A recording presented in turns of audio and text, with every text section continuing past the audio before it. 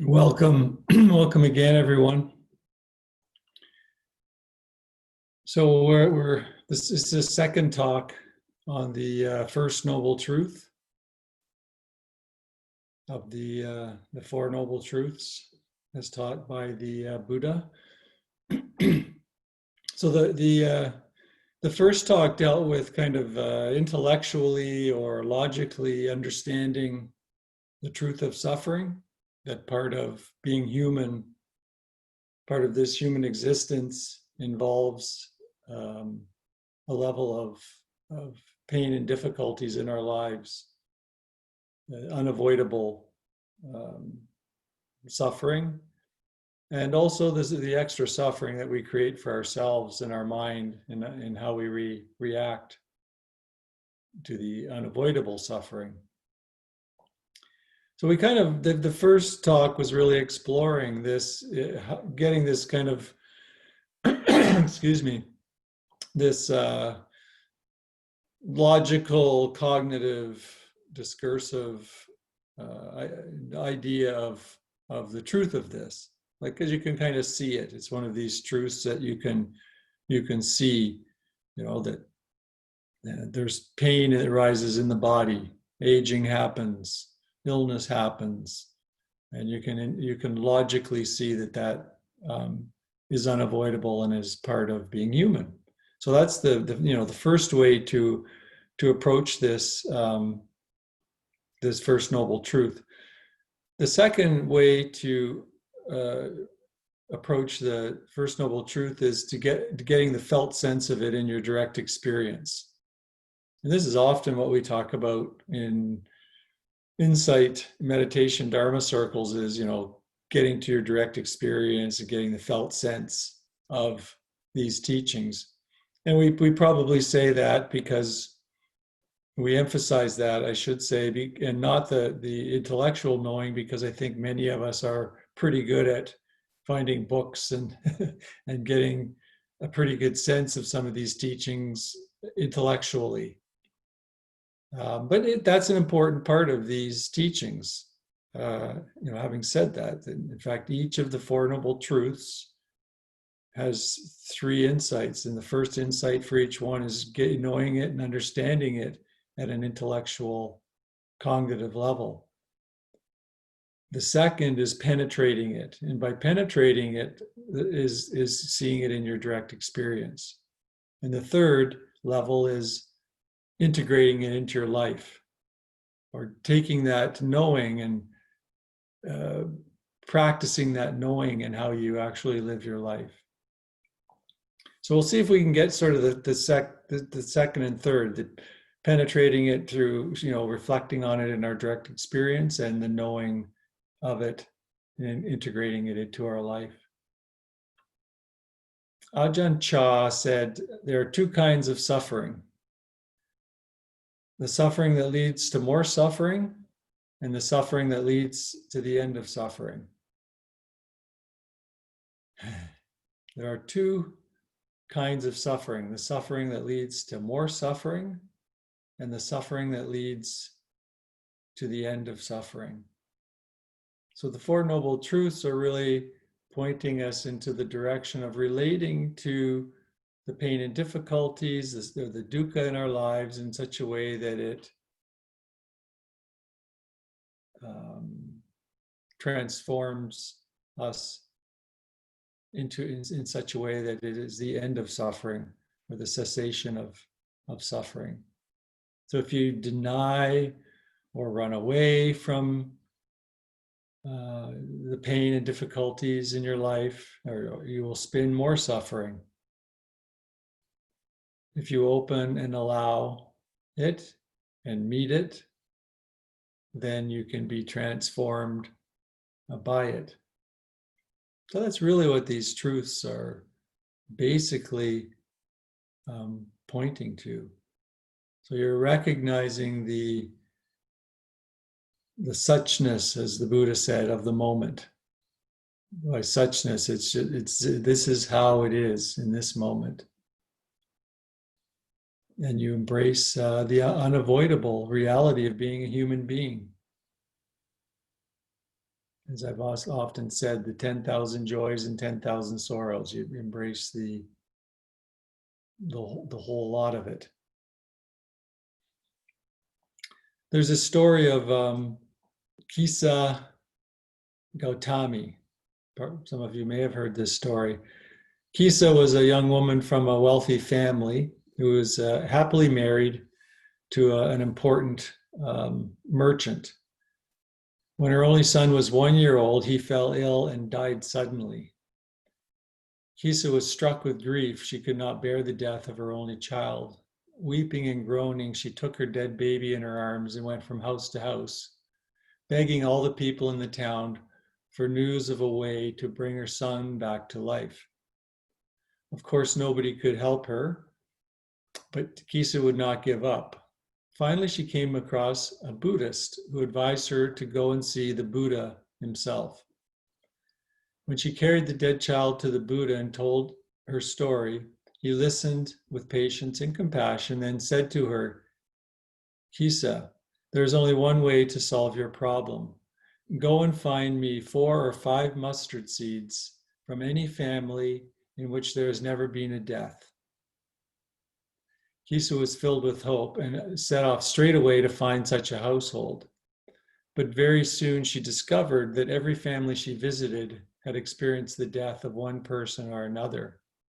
At last she understood what the Buddha had wanted her to find out for herself, that suffering is a part of life and death comes to us all.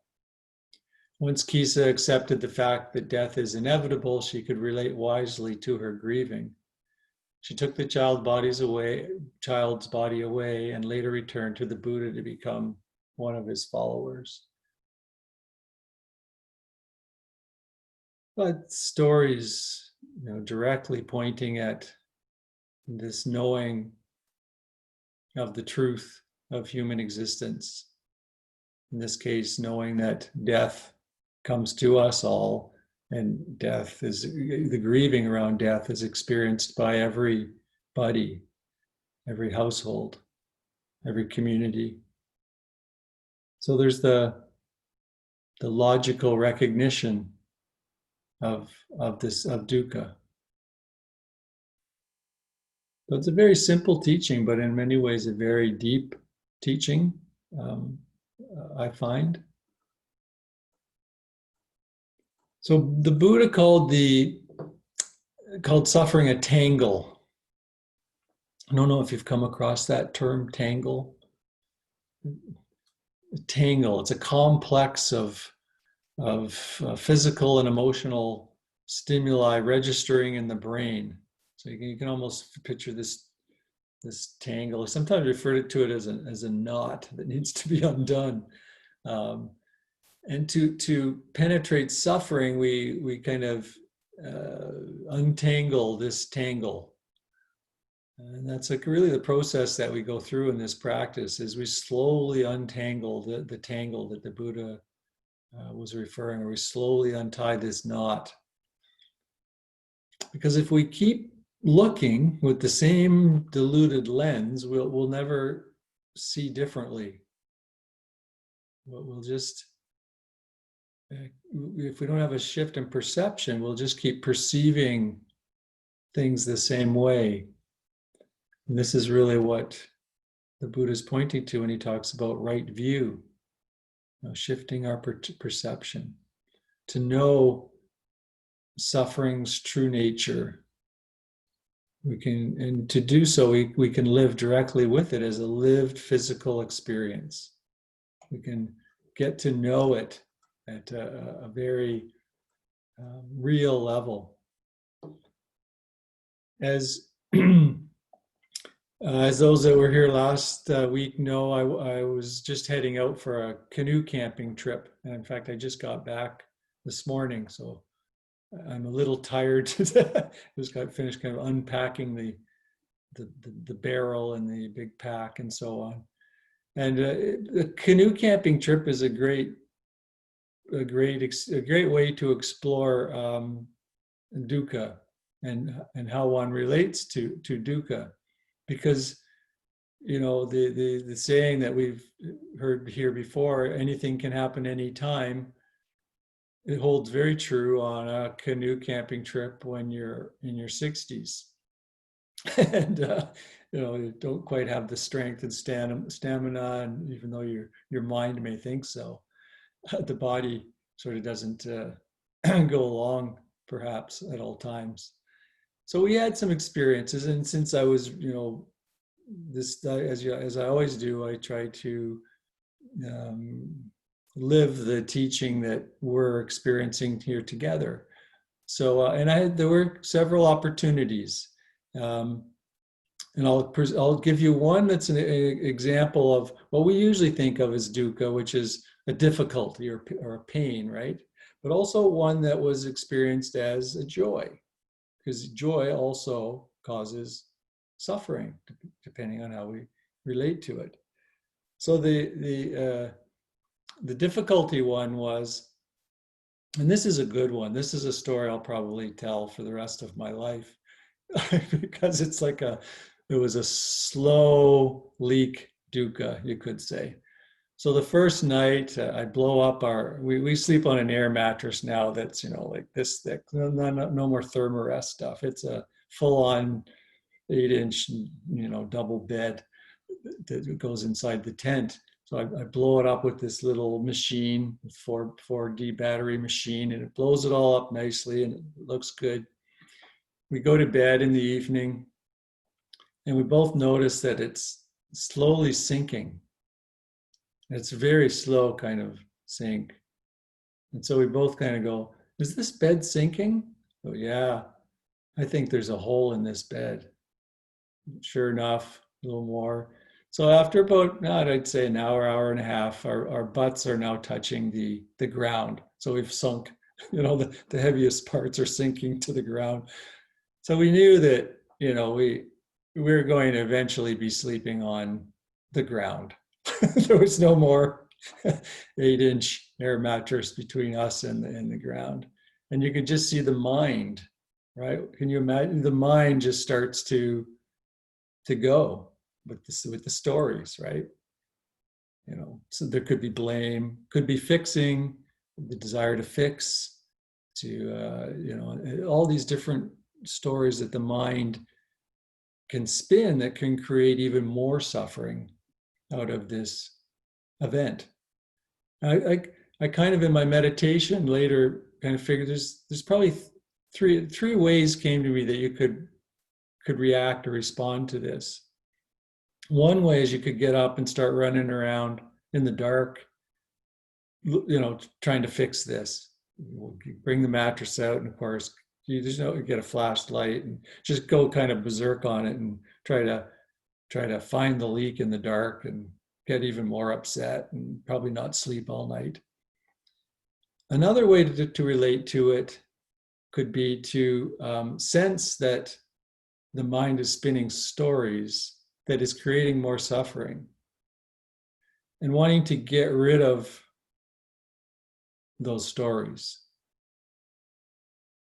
So maybe, deep breathing, try and shut off the stories, right? Shut off all that dukkha that's being created by doing some meditative technique, some breathing technique, whatever it might be.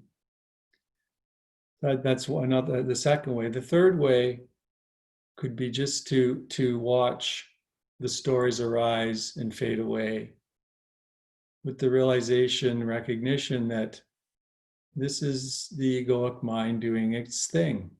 And this can just be seen and held and recognized by awareness. There's just stories arising. And that's part of what's happening in the moment.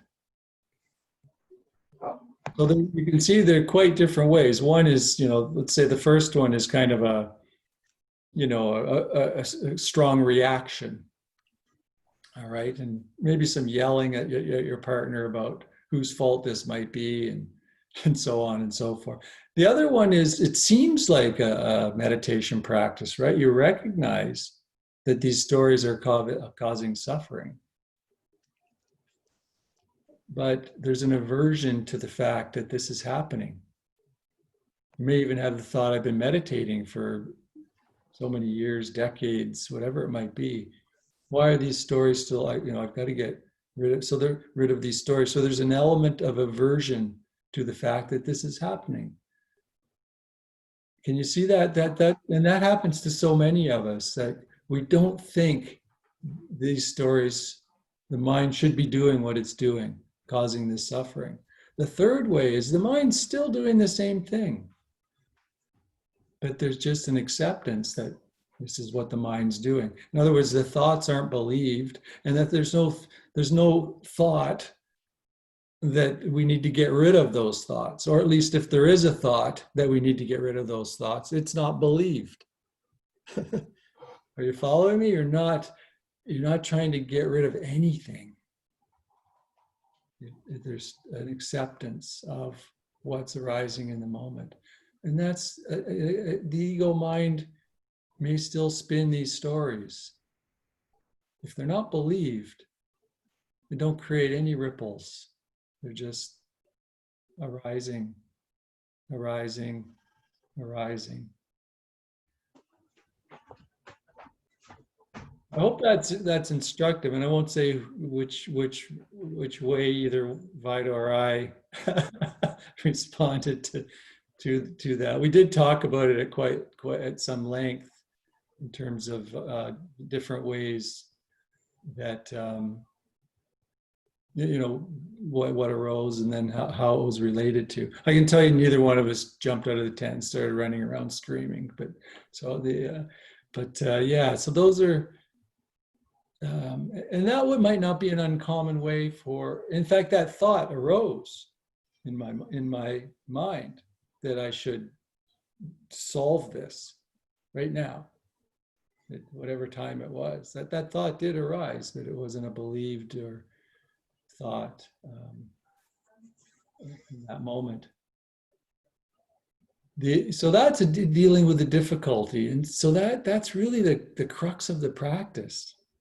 I hope you can really see the how that is what the practice is. And sometimes I feel like a broken record because I keep saying this over and over again about, accepting what's arising in the present moment. But as a practice, it means even accepting whatever the mind might be spinning, as that's just okay. That's what minds do.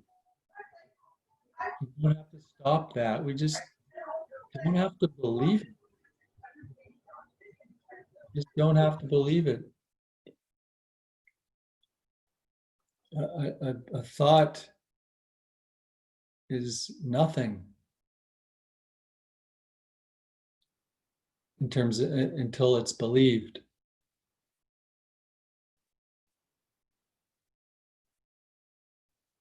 Of course, I'll take this story a bit further. The preference, of course, is to have an air mattress. That's why we brought it. So, got up in the morning, and I think about mid-morning, the practical mind kicked in, trying to figure out, first find out if it has a hole in it. Found the hole. I couldn't find it for the longest time, and then I thought, I was just sort of relaxed. I'll just relax here a bit, and had my knees and my hands on. All of a sudden, I felt some air on my arm. I thought, okay, that's the hole. And I just followed the little, and then I found the hole, because that's the next practical mind again. How do I plug that hole? So it's not like I accepted the fact that we didn't have a mattress for 4 nights and just slept on the ground. Although I did quite enjoy sleeping on the ground. Vida did not. There was no way she was sleeping on the ground, but I kind of found it kind of comfortable. She said, next time I'll bring a single mattress and then I can sleep on the ground. And but so that's so the practical mind was still used, right? So those thoughts are, and we've talked about this, how the mind is still a tool. Doesn't mean we just don't try to solve these kinds of issues. The other event So Crotch Lake is this beautiful lake with no cottages on it. It's all pristine woods and rock.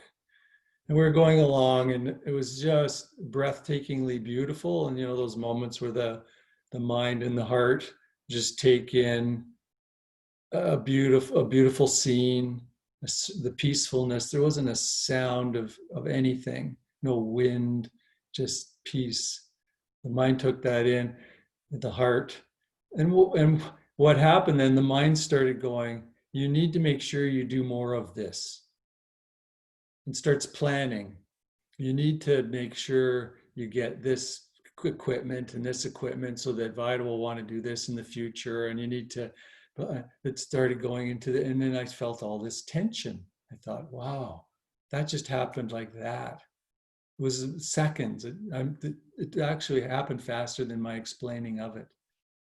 And noticing how dukkha can arise from this grasping of the pleasant, and not enjoying the moment, is rather like, that could have gone on and spun out into all kinds of thinking, and I would have lost any presence with the beauty of the moment.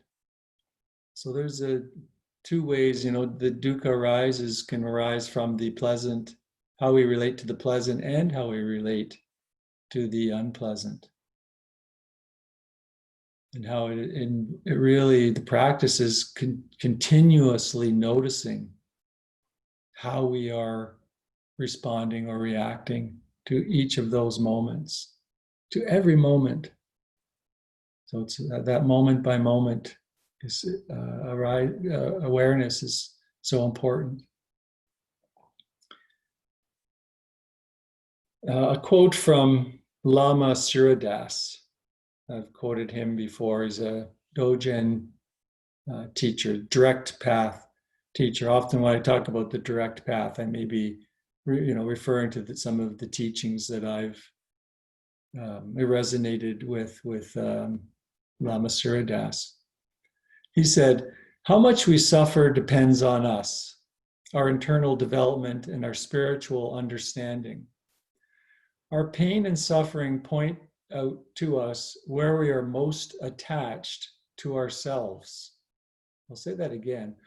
Our pain and suffering point out to us where we are most attached to ourselves, our body, for example, or our loved ones. It shows us that what we are holding on to the most. By recognizing this, we can learn to use loss and suffering in ways that help us grow wiser and become at peace with ourselves and the universe.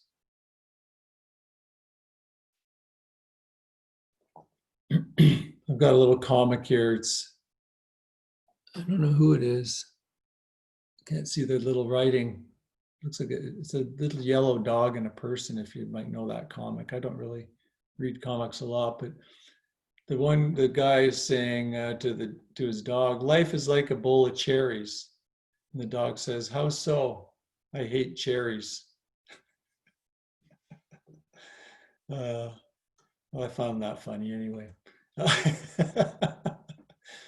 So to be with the practice is to be with this, the cherries that you don't like, with that kind of non-judgmental, accepting attitude. So not being in contention with the moment. Again, I sometimes feel like a broken record. This is the teaching, right? We're being with what's arising moment by moment, without contention, without friction, without struggle. And this leads to clear seeing. And then through clear seeing arises wise action. So this practice is, I wish I could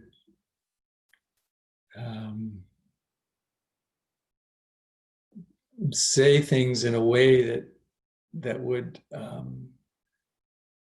that you could see that this is the most important thing you could do in your life, is to be in non-contention with the moment. And that this is it. This is the peace and freedom that pretty much all the spiritual mystics and masters from every tradition spoke about.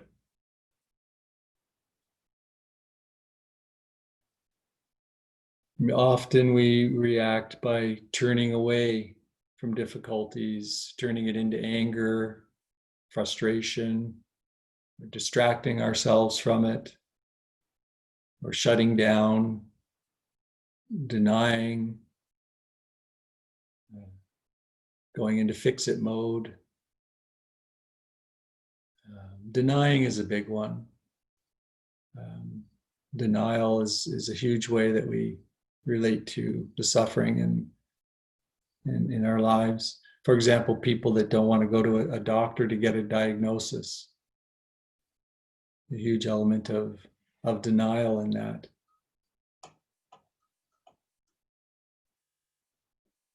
So practice is, noticing when those things happen, when there's denial or those other distraction, anger, frustration, and seeing that there's another way, a way of being in non-contention with the moment. So what does non-contention with the moment mean?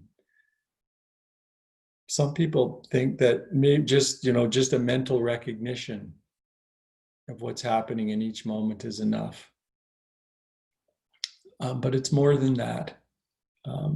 It's also penetrating. The Buddha used the word penetrating. So there is a recognition, but there's also a penetrating understanding that comes out of that. The seeing that there's that it's impersonal, for example, that it's just arising without your consent. I think I use that phrase in the meditation. It's arising automatically, spontaneously, without your consent. So those thoughts, even the stories, arise, right, without your consent.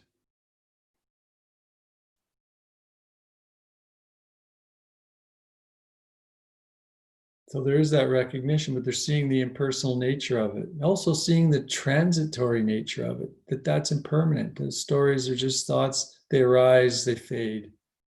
They only stick around if you grab onto them, believe them, and pursue them. I can't tell you how many thoughts came into my mind about the air mattress.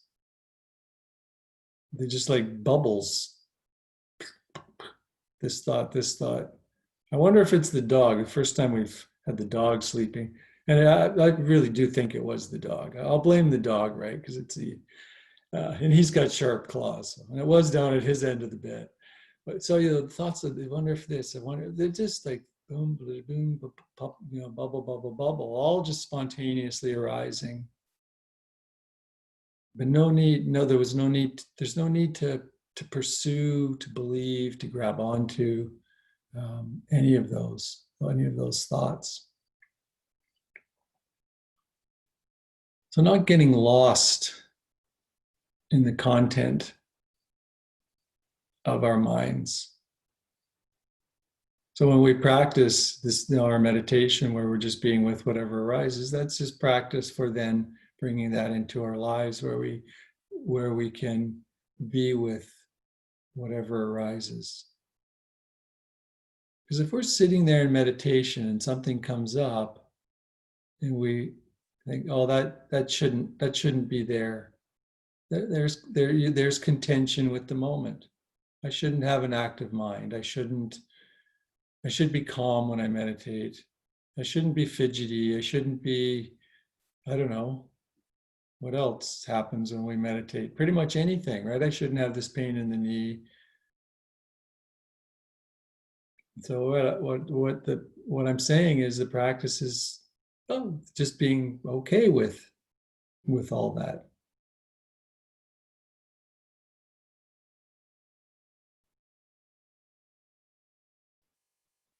So being willing to feel the ouch in our lives,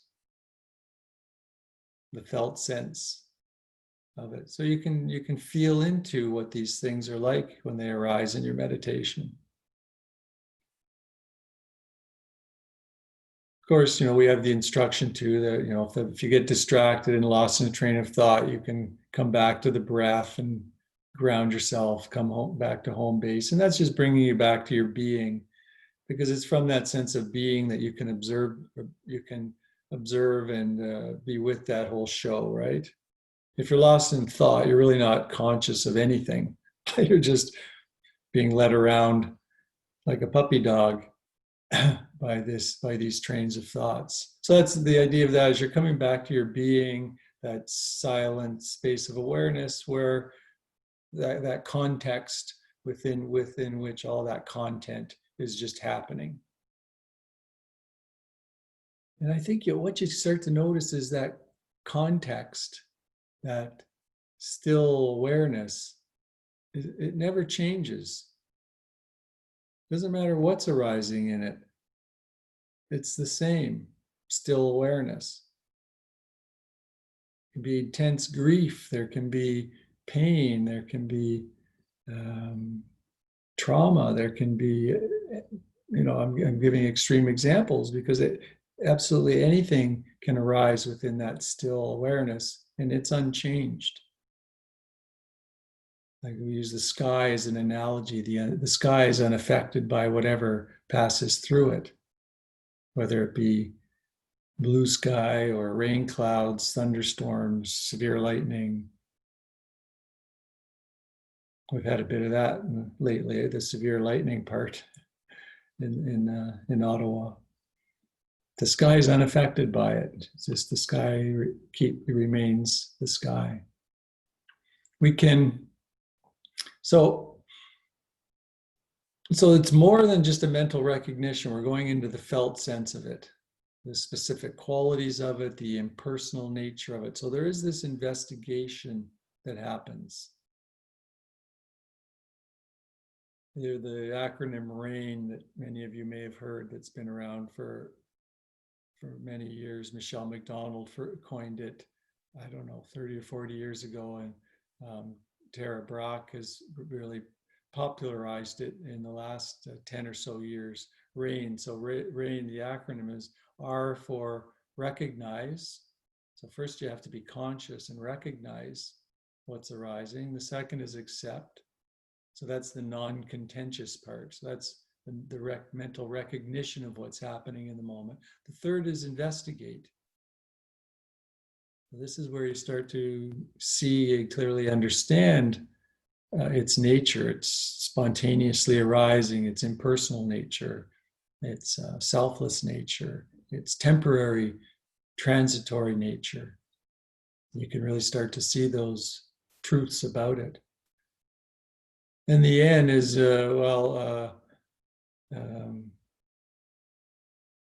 is either non-identify or nurture, depending on which teacher is teaching the acronym.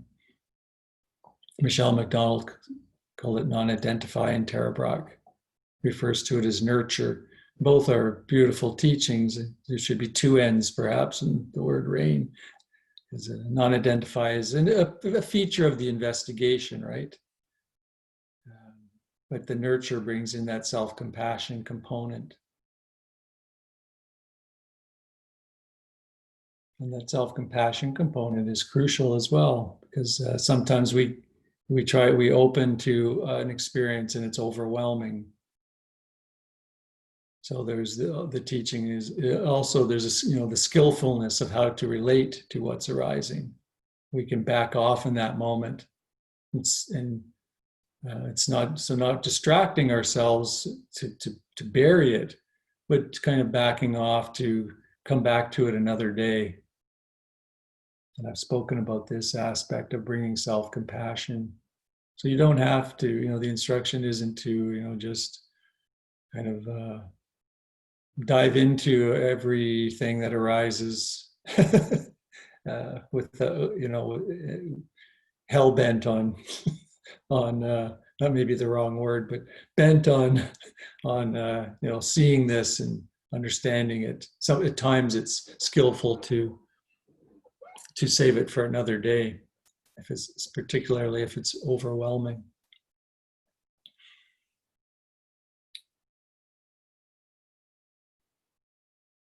And this clear seeing doesn't get rid of all the difficulties in your life and in the world.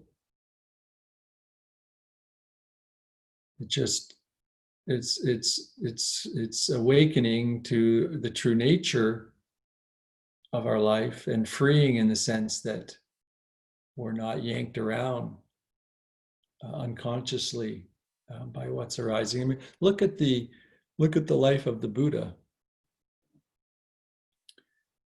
After his awakening, he spent 45 years teaching. And he had the thought not to teach. Sitting under the tree, as the story goes, he had the thought that nobody's going to get this. This is too subtle, too profound. Then he had the thought, well, there's some people with a little dust in their eyes, as he phrases it. And the choice arose that he was going to teach. He was going to tune into the lives of the people around him and teach what he had discovered. So his clear seeing led him to compassion, which then led him to, witness the suffering of the people around him, where he walked to, and to give teachings to help alleviate or end that suffering. But he didn't, just get rid of all this. People in his family suffered. He had family members that went to war over water resources. There's a lot of suffering still in the world and in his world and around him. So this doesn't get rid of all the injustices in the world and all the pain. It's a way of, when we say the end of suffering, it's the end of us creating all this extra suffering. I'll give you a little hint. So the second, in that story of the air mattress deflating, the second way of relating was how Vida related. So she's been practicing for a while, and she saw the stories, and she wanted to get rid of them, and so she started using different techniques to try and get rid. And this is what she basically told me. She was trying to get rid of the story. So she as she told it, she says, "Oh yeah, there was a sense of aversion to what was arising in that moment." And I said, "So, of the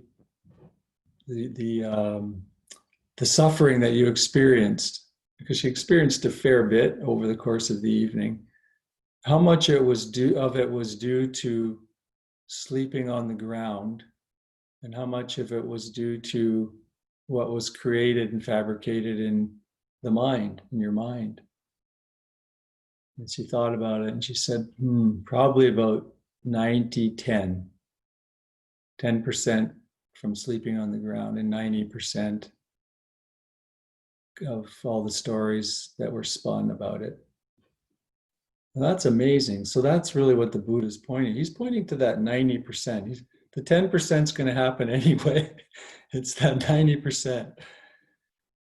Pain is inevitable, suffering is optional, I guess, is this the slogan that you might remember.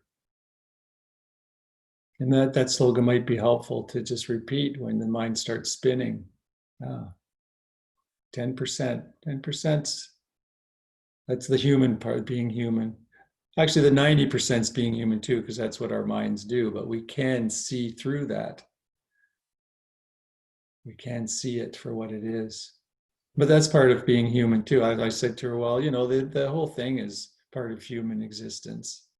But the 90%, if you see its true nature, doesn't have to be followed.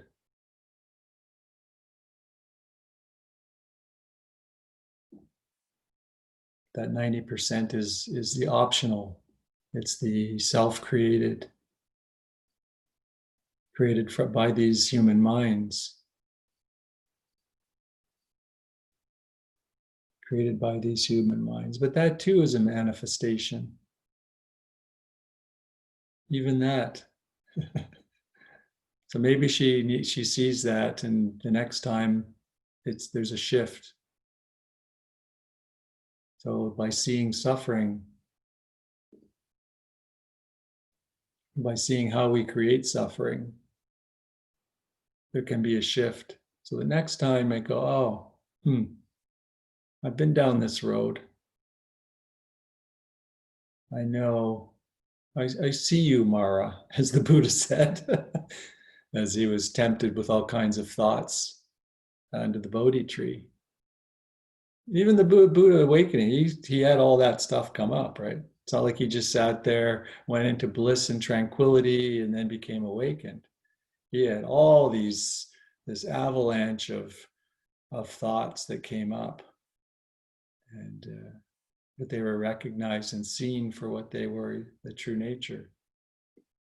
I think I brought that up as a way, perhaps a thing to say to yourself especially when there's an avalanche of them. I see you, Mara. I see this, and Mara is just a symbol for, the mind's creation of dukkha.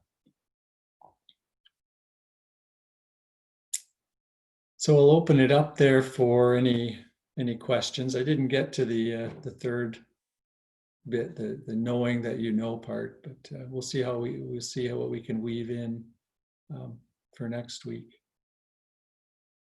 Any questions about that talk or anything else in your practice that's come up?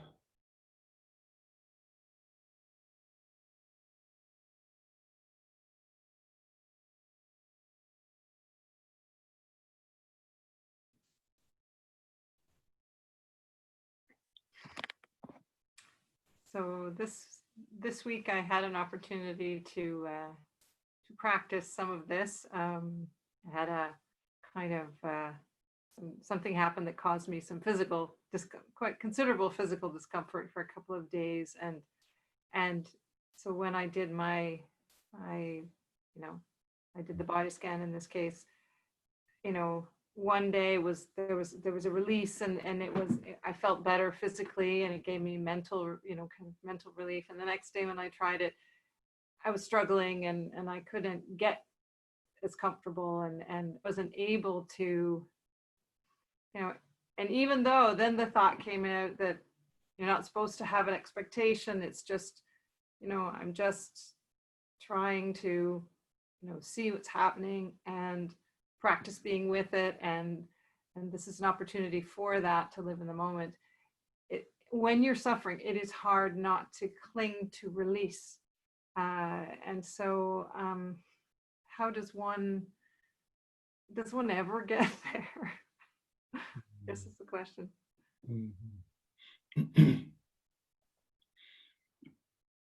Yeah, the egoic mind really wants to know how it can end what it's creating. Right? And that's so true. That's what the ego will want, the answer to how to. It's a process of seeing. Maybe when I had pretty intense head pain with my concussion, and went through a real process of practice with it, and it when I look back at how tenacious the egoic mind was in sort of tricking me into tricking the, so accepting it will make it go away. Like, you just hear what's under that, the egoic mind. If you accept it, it'll go away.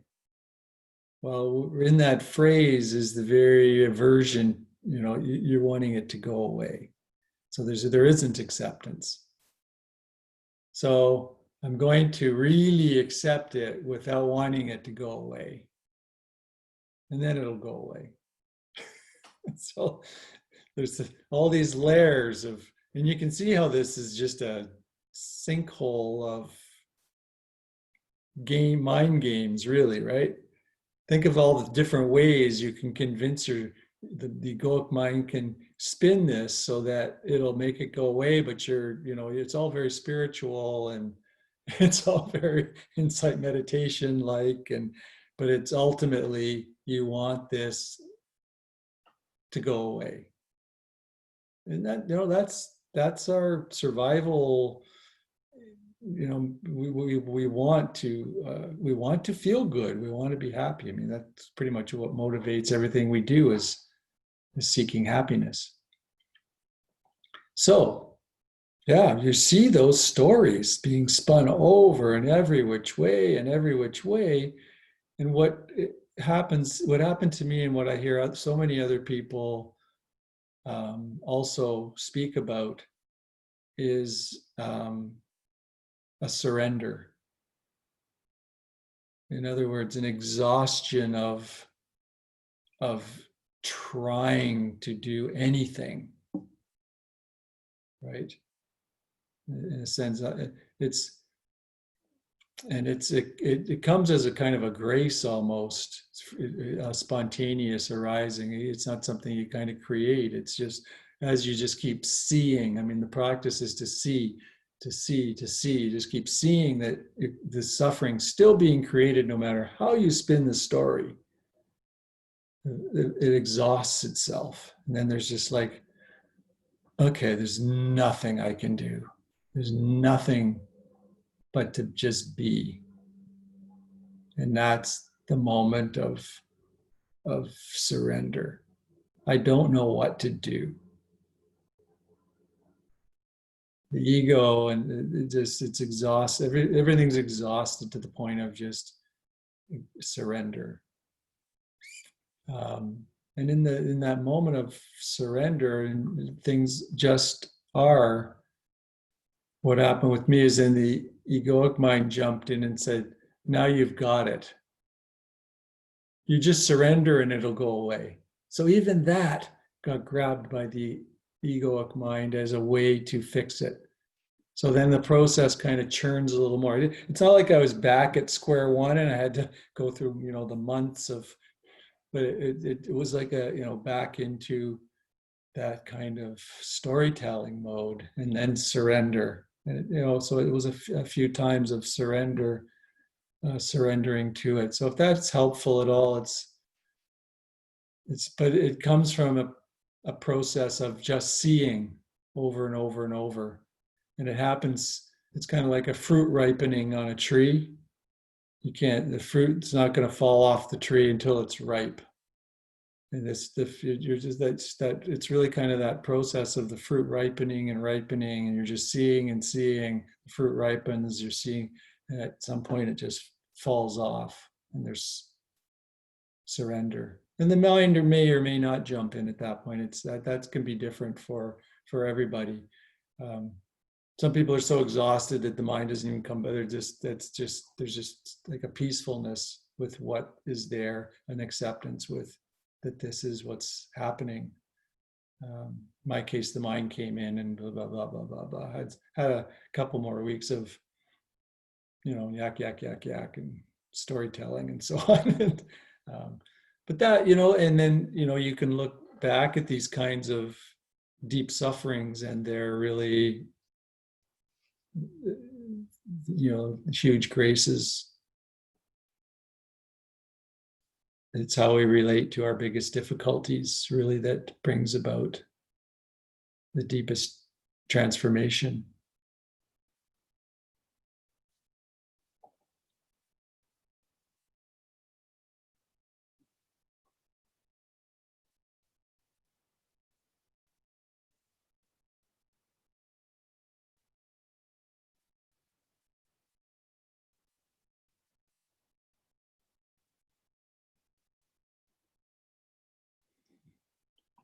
Stephen, I wonder if you could elaborate a little bit on one of the instructions you gave during the meditation, which was, I think, something along the lines of try to let go of the sense of being the meditator.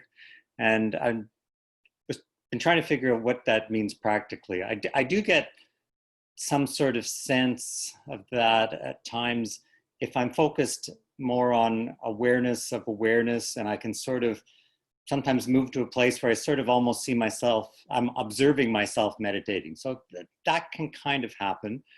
But a lot of this meditation was focused on direct experience, felt sense, what's going on in the body.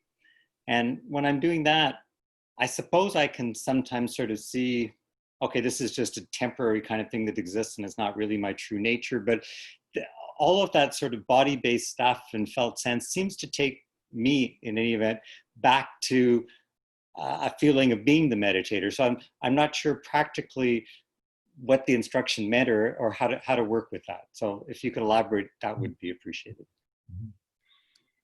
Okay. Yeah, that's an instruction that you can engage with during any meditation. Perhaps a 35-minute meditation is a bit short to, to get to the sort of the point of letting go, because you're letting it's the kind of last subtle level of letting go, because you're letting go of identification with the content of what's arising as you see it for what it is, the impersonal nature. You're seeing that you're non-identifying with the content, and you're resting in that still awareness, spirit, divine, whatever you want to call it, Buddha nature. So there is no meditator. There's simply stillness, awareness, seeing content.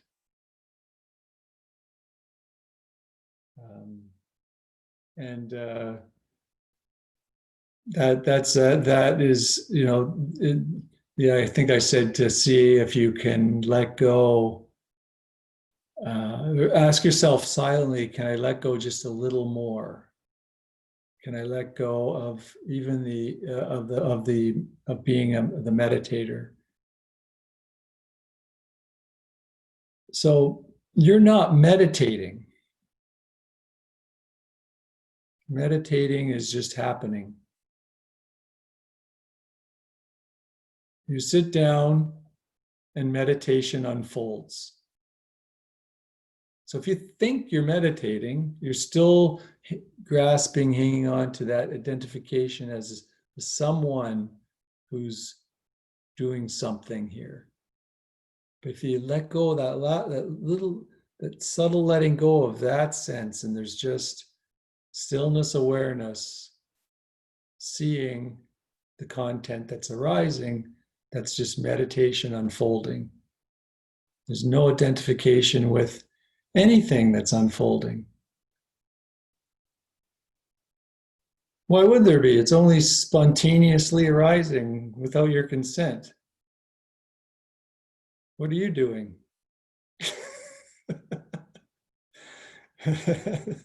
Really, what are you doing? Nothing. It's just there's awareness, aware that there's stuff spontaneously arising. And you think you're doing it all. So it's, or maybe, I don't know. Some of us think we're doing it all. When I say you, I don't mean you specifically, Alan. I just mean we think we're doing it all in so many cases. Don't we? you notice that we, if you have a good meditation, it's like, wow, I did a really good, I must be getting this. I did a good meditation there. Or have a bad meditation. Oh crap, I'm not getting this. There's something wrong with me because I'm not meditating right or something. I need to go to that Thursday night side. I missed a Thursday night. Now I'm totally fucked up. I don't get this at all.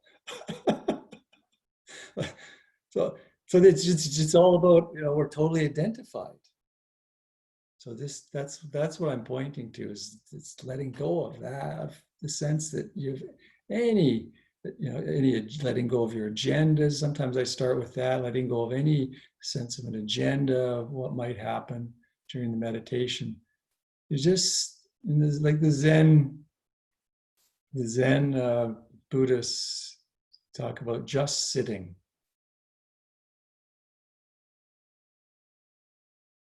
Yeah, just sitting and seeing.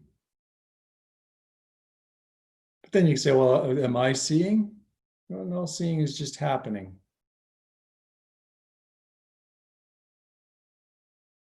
Yeah. But that is because that is a very helpful teaching in so many ways, because it's because we can really get in the way of our meditations in so many ways. We could create suffering by thinking we're screwing it up, right? And we can also waste a lot of time, messing around with our meditations. It doesn't mean we don't tinker here and there and try different techniques. I mean, as a teacher, it's constantly what I do is I give people techniques that I hope will help them see this. But there is a sense that, I'm here as a teacher giving you a technique, or, tell someone to follow their breath and their mind wander. You think you're doing all that then, right? But this is just a part of a process to eventually seeing through that. In a sense, true meditation, you're doing absolutely nothing. You're just sitting. And I'm not saying all those traditional techniques are useless. They play a very important role in our practice, in our working through processes in our practice. But ultimately, it can create the false sense that we're in control of our meditation.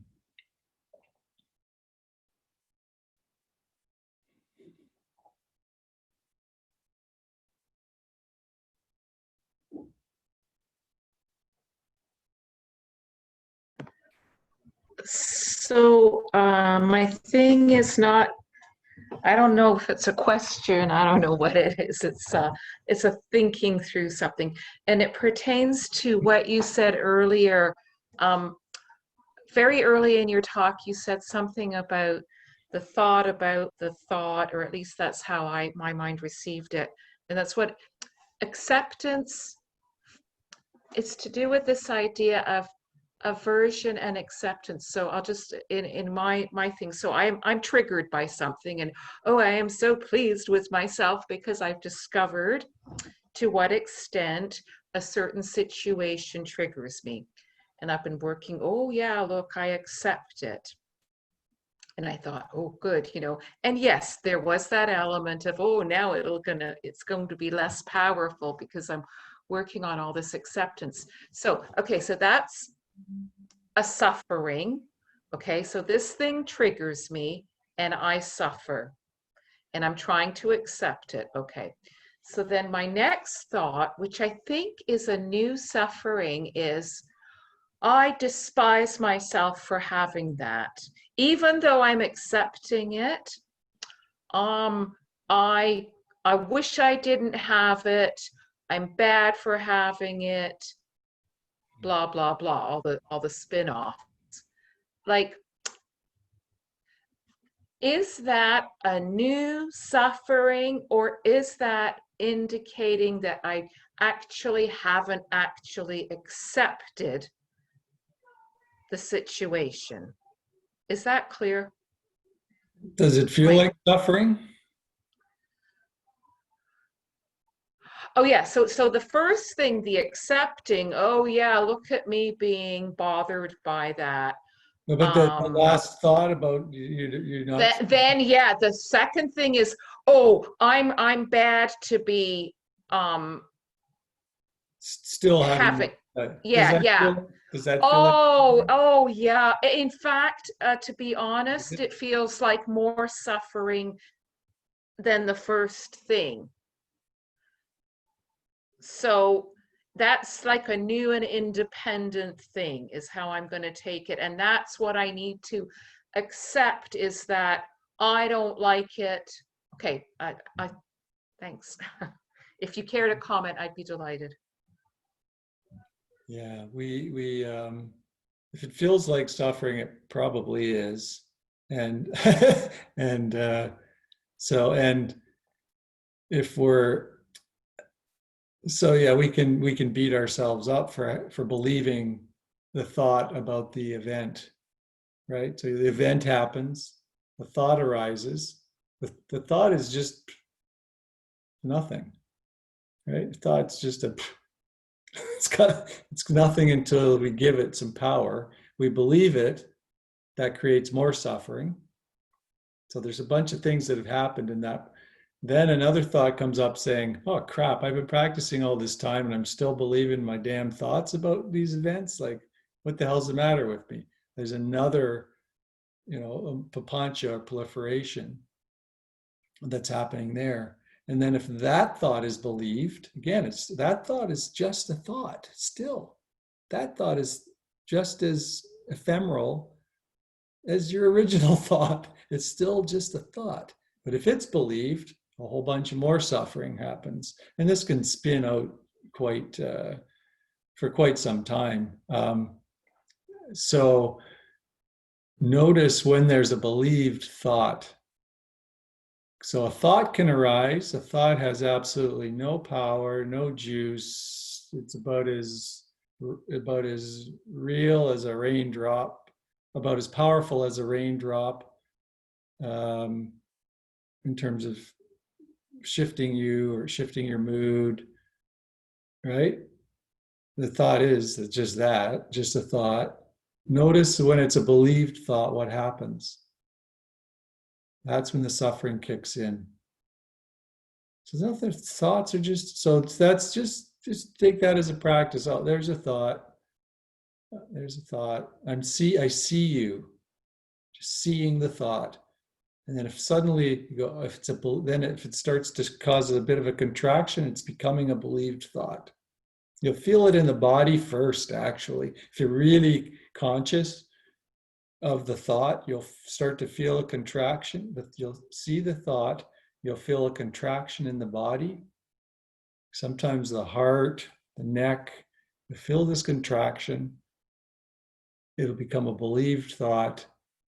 And then the next sort of suffering will arise. So it's that phase of the thought being believed or just being seen. So again, the thought is not there's no problem with the thought. It's you believing the thought that creates the suffering. And again, if there's self-judgment, you could bring some compassion to that as well. That this is again part of being a human being. These thoughts arise. They're sometimes they're believed, and sometimes this creates suffering. And just bring a sense of compassion to that. That this is a part of our common humanity, that we all experience this. Until we're Buddhas.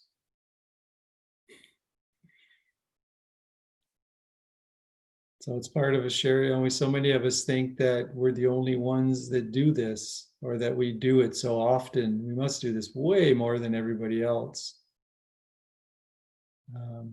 And I think, you know, having spiritual friends is so helpful because you can actually start to see that everybody does this. Everybody does this. They believe their thoughts, they create suffering, then they judge themselves for having created the suffering. It's just what we do. It's part of our shared humanity, human experience. So, you know, we can ease up on the bring some self-compassion to that.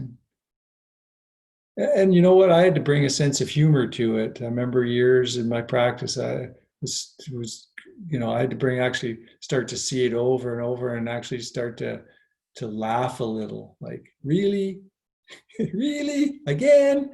You know, you're going to do this again? But this is funny. It's like, how absurd that this could happen. I've seen it and it still happens, you know. One has to sort of bring, sometimes a sense of humor can help as well. Self-compassion and a sense of humor and humility. Yeah.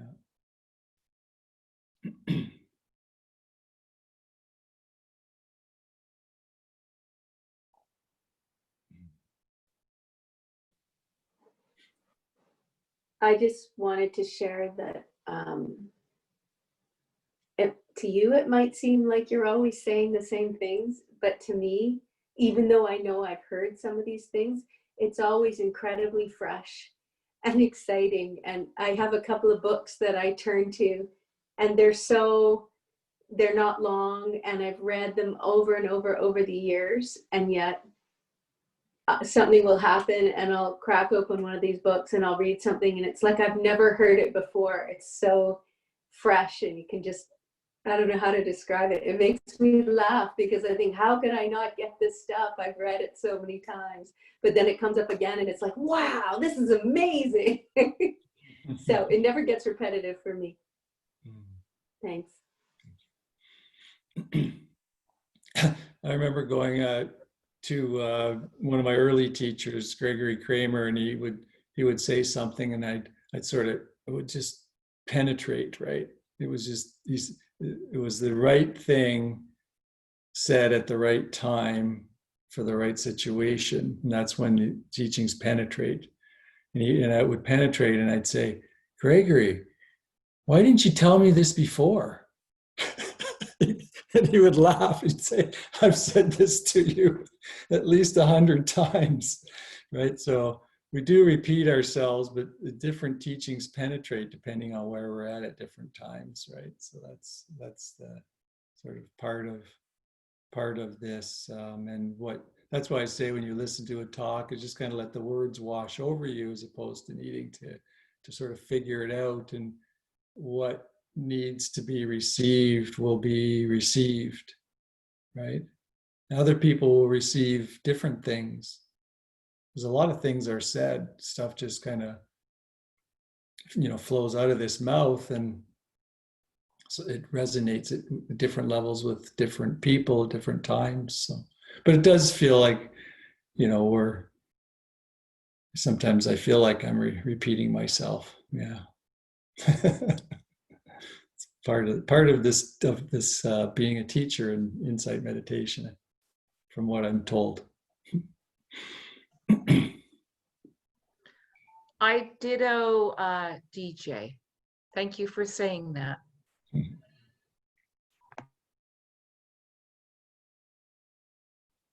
But you know, don't worry, I'm not judging myself for it.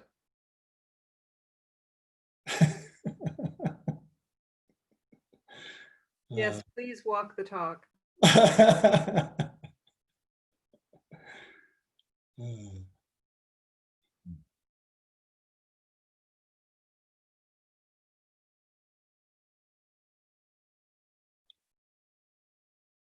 So this next week, I would, as practices, I would invite you to,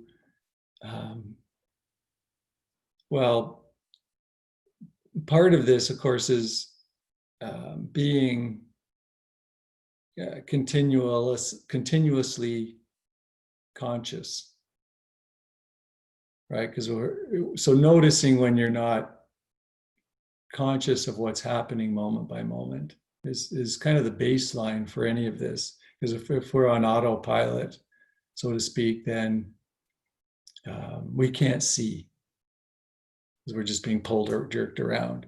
I mean, eventually you may feel like that jolt of suffering, the big contraction, consciousness will arise. So just this kind of continuous consciousness of what's arising moment by moment, and then seeing what each moment, because pleasant and unpleasant arises, pleasant, unpleasant, neutral arises, like, I don't know, it must be a billion times a day. It's like you've got a billion moments or so. I mean, I haven't counted them, but there's lots of them. Like every moment, there's a sense of pleasant, unpleasant, neutral, and just seeing how what's arising in relation to that. Is there aversion? Is there a grasping? Is there what's what thoughts is the mind churning up regarding that? Just kind of keying into those aspects of your experience. Pleasant, unpleasant, neutral. Then how am I relating to pleasant, unpleasant, neutral? Be on the lookout for those deflating air mattress moments too, because those can be really revealing, right? Can something that is difficult arise? Can it just be held as difficulty arising? And if thoughts about it arise, can those thoughts just be seen as thoughts about difficult moment arising?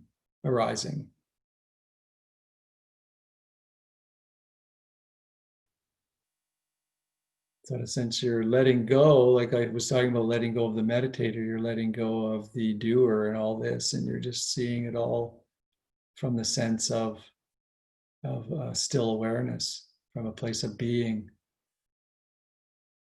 letting go of the doer.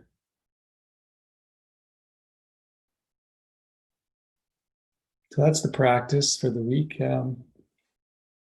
See how it resonates with you. And next week, I don't know, we'll either move on to the second noble truth, or we might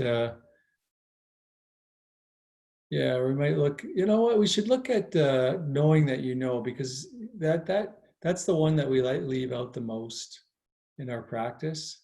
We keep having the same insights over and over again. And the reason we do that is because we don't integrate the insight into our lives. So I'll talk a bit about that at a general level as well, how important it is to notice insights and to then integrate them in our lives, because you're having insights all the time as well. Insights aren't these things that only happen to gurus and just people that have been practicing for 100 years. They're things that happen to anybody that's meditating and listening to, coming to talks like this. Inevitably, the insights are arising. They're not as obtuse or obscure as many people think. So I'll talk about what an insight is and how we can integrate those and see them, and then how we can integrate those into our lives. Yeah. Sound like fun? It is the fun part, really. It's kind of where you can see changes and benefits and transformation occurring, right? When you start to integrate these teachings. Yeah. Okay. So thank you, everyone. Enjoy your week and take good care. Bye. Everyone. Thanks, Stephen. Thanks, Stephen. Have a good night. You're welcome. Bye, everyone. Bye.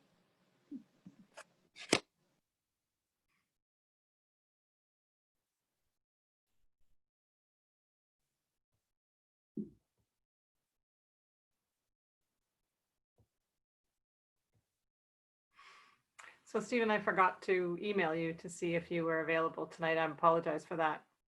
No problem. I kind of thought this could happen. Yeah, if you're. Normally I would have had a weird week with some struggles, but getting better. So the meditation sure helped. So you were talking about physical pain Uh, coming up. yeah, Okay.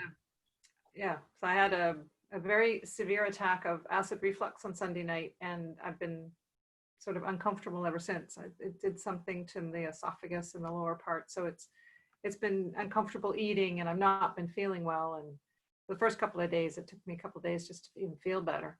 So very strange. And so yeah, kind of a struggle, and and then uh, one day, I guess the Monday, I didn't meditate because I was just kind of in a daze, and I was stumbling around, having naps, and trying to eat but not able to eat, kind of in a fog. So, but it's, I was thinking about this. It's definitely strange the way, I made a pact with you that this week I would do my body scan, and so I'm doing it. So what came up during the body scans?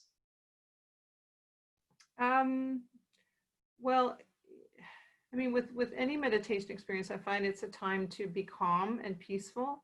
It gives me physical release as well.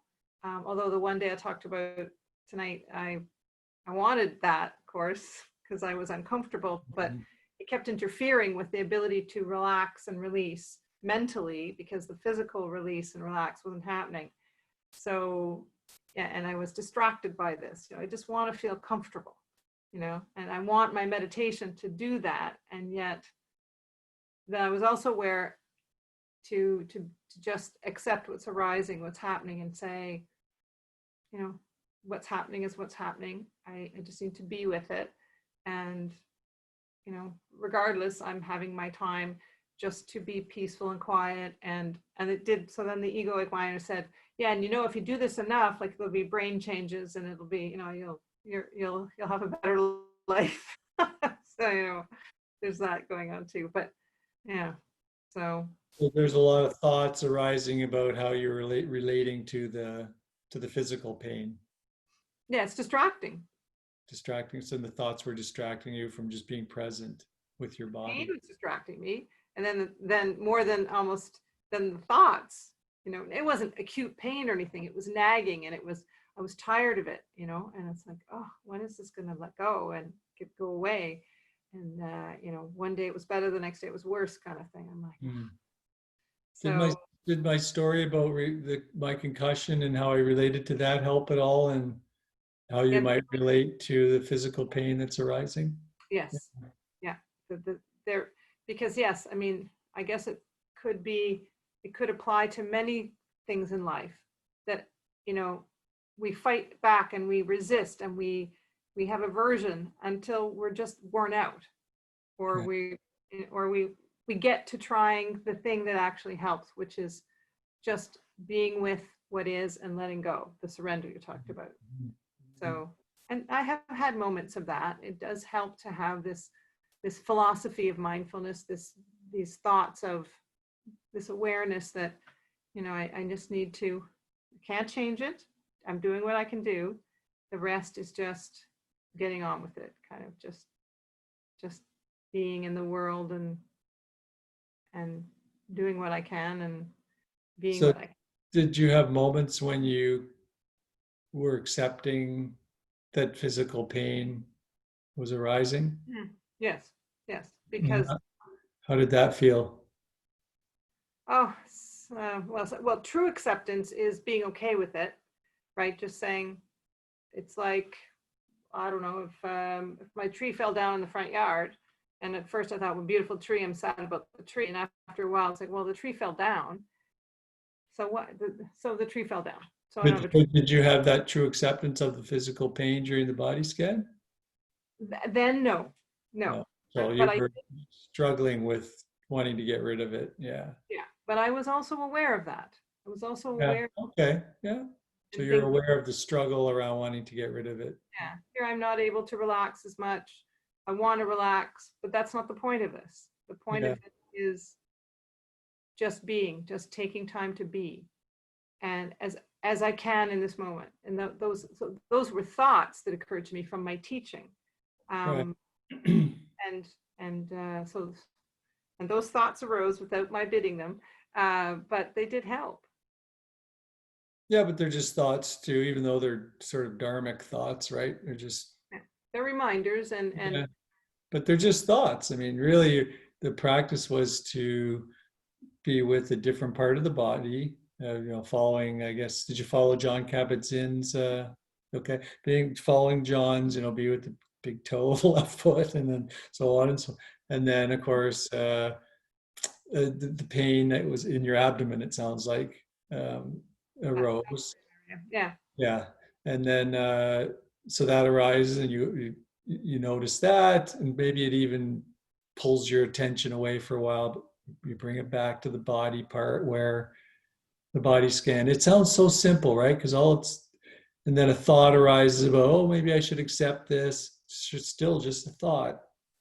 Just notice that you're thinking, come back to the body sensation. Like even dharmic thoughts, I'll call them, or practice thoughts.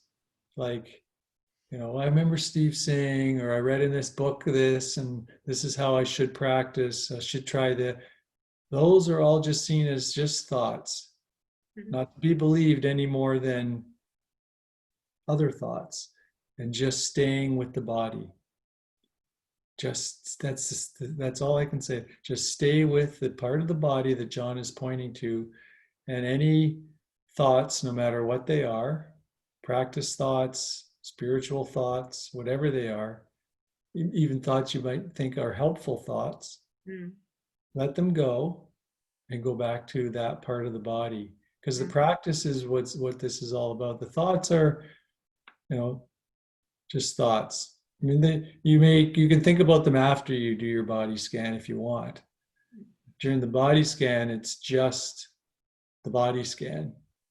And of course, your physical pain might come in and pull you away. And it might be overwhelming in some cases. I don't know if that was something that happened. It wasn't overwhelming. Okay. So yeah, just be with that. So noticing all those thoughts, because we can kind of turn our meditations into thinking about meditating, how we should be meditating, right? Yeah. Yeah. Yeah.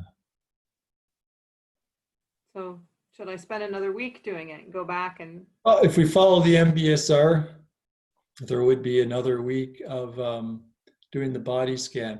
I always give people the option here. Outside of, if it's MBSR, it's simply the body scan, but we're not strictly speaking doing the MBSR here, the two of us. So the option one is continue the body scan with the way John is offering it. And if you if you found it was difficult to stay with the body parts as he went through it, because of thoughts and emotions and other sensations kind of pulling your attention, then I would stick with John's body scan.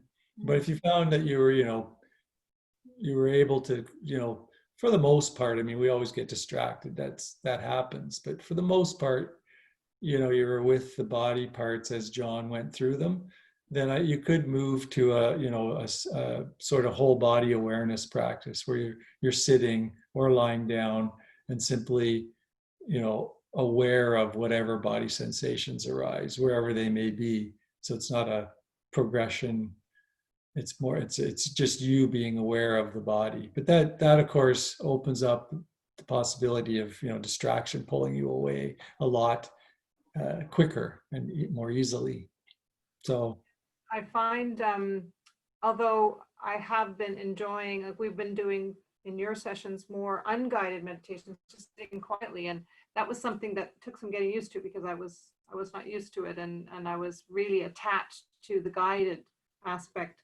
I am finding it easier to get back into it with the guided meditation. So, and I can see that there's value for me, feel that there's value for me in going back and revisiting the body scan for another week.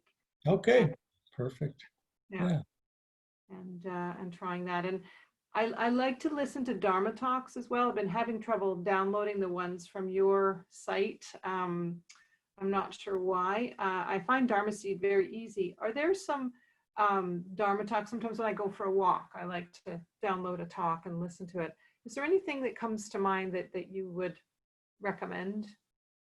Um, So many. I just yeah, well, Carol Wilson, if you've come across her talks, don't know her. yeah, you could, Carol Wilson's a great teacher. You could explore, she might resonate with you as a teacher. You can just, I think you can just click teacher. You can. Yeah, teachers, and then probably under C for Carol, right? Carol Wilson, there she is, 380 talks. Yeah. And Um, yeah, there's lots of them there Yeah. that you I like could, Jill Shepherd too. You played one of hers one time. I just love listening to her. And this guy yeah, named well, he's another one. she does a Funny. lot of, she does a lot of guided meditations as well. Yeah. She's got one on awareness and wisdom, blue sky meditation, recognizing the non-diluted mind. And you could put in thoughts too, because it seems like you're dealing with a lot of thoughts spinning around while you're practicing. So how to relate to thoughts. Okay, so and it's Wilson. Yes, Wilson, Carol Wilson. Yeah, Keyword thoughts for the talk. yeah. I'll put in thoughts and see what comes up. Perception and Papancha, 2006. Wow, that's an old one. But some of these old ones are real good ones. I find. They're timeless. Yeah, she's got one here. Perception and Thought, 1996. That was a good year. And she's got one for the same title, 1993. Nature of Thought, 1992. I'd be really curious what that one was about. But she's been teaching a long time, obviously. So that'd be somebody. Any one of those would be, I think, would be helpful. Yeah. I do the same thing. I pick a talk and just listen to it, and yeah, as I'm walking or just sitting. Yeah. Yeah. Good. Well, thank you very much. I appreciate this. Okay. Enjoy your body scan. Take care. I'll do. Good night. Be well. Thanks. You're welcome.